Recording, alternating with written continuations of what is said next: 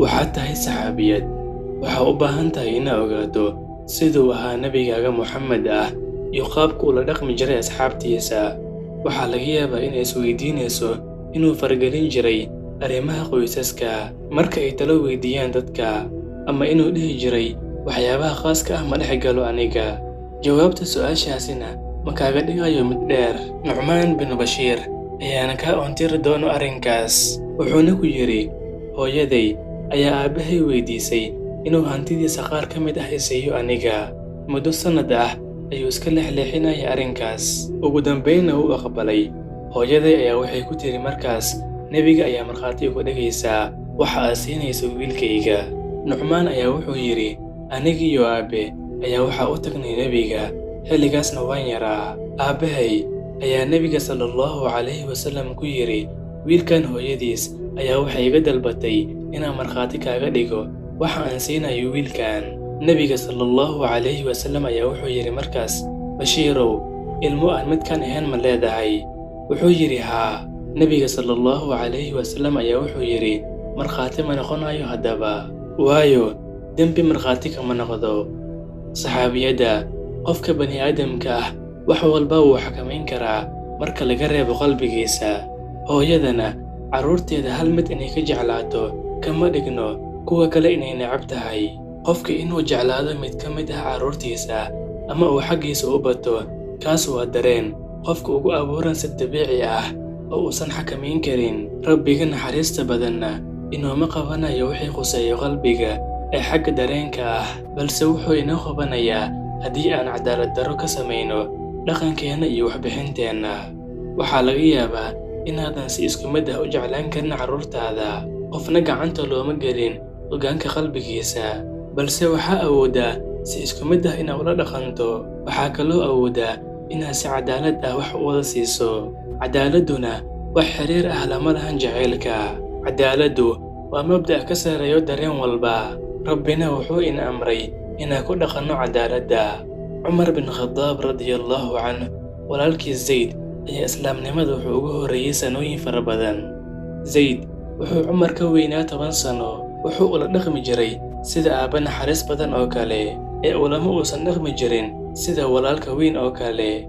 Cumar bin Khadaabna wuxuu si aad ah u jeclaaday walaalkiis. Zayd wuxuu ka mid ahaa dadkii ugu horreeyey ee Alle dartii u hijrooday. Nebiga sallallahu calayhi wasallam ayuu kala qayb galay dhammaan dagaaladii uu galay, wuxuuna ku dhintay dagaaladii riddada ee xilligii Abuubakar. Cumar bin Khadaab wuxuu aad uga murugooday geerida walaalkiis, mar walbuu xasuustana wuu ooyi jiray. Xilligii Cumar bin Khadaab radiyallahu canhu uu maamulka islaamka hayay ayaa waxaa soo islaamay ninkii dilay Zayd oo ahaa Cumar walaalkiis. Cumar bin Khadaab radiyallahu canhu kuma uusan xadgudbin ninkaas, mana uusan dhihin, waxaa tahay ninkii dilay walaalkay, adigana waa lagu dilayaa. Amiirul mu'miniin Cumar bin Khadaab radiyallahu canhu ma uusan kala sooci jirin dadku hogaamiyaha u yahay. Adigana cadaalad u samee carruurtaada, waayo kulligood waxaa ku qaaday calooshaada. Saxaabiyadda, carruurtu waa kuwo aad u caqli badan, wayna kala fahmi karaan marka lagu kala soocayo habdhaqanka iyo waxsiismada. Rabbina bilaash inoogama warramin qisooyinka nebiyadiisa, ee wuxuu noogu warramay inaan ku cibro qaadanno. Nebi Yacquub calayhi salaam, carruurtiisa waxaa kugu jiro cibro. Waa run, carruurtaas waxay ku sameeyeen walaalkood inuu ahaa qalad aan lahayn cudurdaar, laakiin jacaylka Nebi Yacquub calayhi salaam uu u qabay wiilkiisa ayaa ahaa mid muuqdo oo aan daah saarnayn. Cabsida uu cabsanayana waxay ahayd mid muuqato oo aan daah saarnayn. Taas ayaana holaca masayrka iyo xasadnimada ku shiday qalbiyada carruurtiisa. Alle uga cabso ilmahaaga. Marka aad ku kala soocayso dhaqan, ogow markaas inaadan bixinayn oo keliya jacayl, ee aad qalbiyadooda ku abuurayso xaasadnimo iyo cadowtinimo. Ilmahaaga dhexdoodana ha ka dhex shidin dagaal aad ka mid noqonayso adigana dadka ugu horreeya ee uu saameeyo.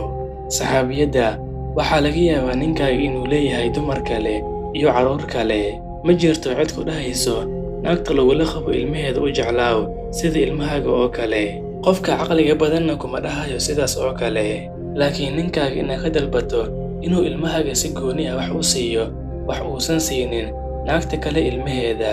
kaas waa dulmi aakhiro laga xisaabin doono. wuxuu yidhi nebiga sallallahu calayhi wasallam xadiis macnihiisu ahaa, qofkii xoolo islaameed ku qaato dulmi, qiyaamaha qoorta ayaa lagu duubi doonaa isaga oo naar ah. waxaa la weydiiyey nebiga, xitaa wax yaraa? wuxuu yidhi, xitaa laan caday ah. u fiirso, xitaa caday qiimihiisa uu yahay 1,000 shilin ama 2,000 oo shilin, xaaraan ha ku qaadan, carruurtaadana xaaraan ha ku siinin. allah subxaanahu wa tacaala dhaxalka wuxuu ka dhigay dhiig iyo qaraabanimo ee kama uusan dhigin jacayl iyo rabitaan. ilmahaaga iyo naagta lagula qabo ilmaheeda oo u siman yihiin aabbahood. saxaabiyadda waxaa laga yaabaa inay ku joogto gabar uu ka dhintay ninkeeda ama wiil aan haysan waxba oo ay walaalihiis wax dhaamaan. kala duwanaantaas inaad u xalliso qaab xigmad leh wax dhib ah ma lahan, oo waaba cadaalad. gabadha uu qabo ninka faqiirka ah ma la mid ahan midda laga dhintay. wiilka hantida lehna ma la mid ahan midka faqiirka ah ee aan waxba haysan. laakiinse midka faqiirka ah haddii aad ka caawiso faqriga, cidna ha u sheegin oo sir ka dhigo si aadan dhexdooda uga bilaabin cadowtinimo. laakiin dhaxalka iyo dardaaranka waxaa laga rabaa cadaalad. waa wuxuu alle amray, xaqna uma lihid mid gooni ah inaad siiso wuxuu alle siiya wax ka badan iyadoo aysan raalli ahayn inta kale. saxaabiyadayda, cadaaladdu mar walba waa muhiim ee ku dadaal.